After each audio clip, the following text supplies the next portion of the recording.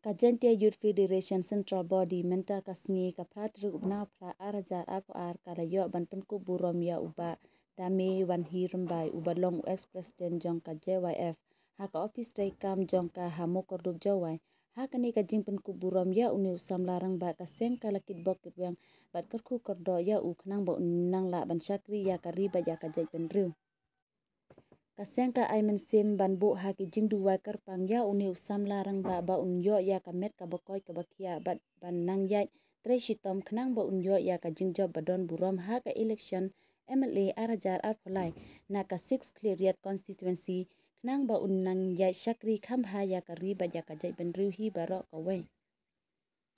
Thong go khmat du la danga po go thong to wai yo mu yong yo yu khi han le hap yu khi daga an le Henry uyo yuki yo imi. Daga kau man kate hau pa iya gini por gede dep nado o kang yo moyong mem kita jing yele hagawa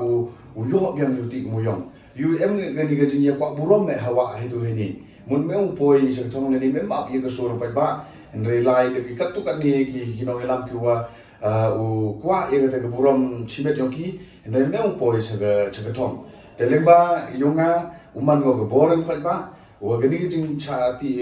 khang ti moyong i wai gale to de bor yo pa ba kete to man ga wa nga khmat du ko nga ubu te kiwi ki wo chibon ki jing na ko i em ka mi won ra la do ka nang ga chai la do ko pore ga puti ga luti ga sangken kam te ta chibon ki e jing to ba yo kam yo jam le kam jo te ite mun wa nga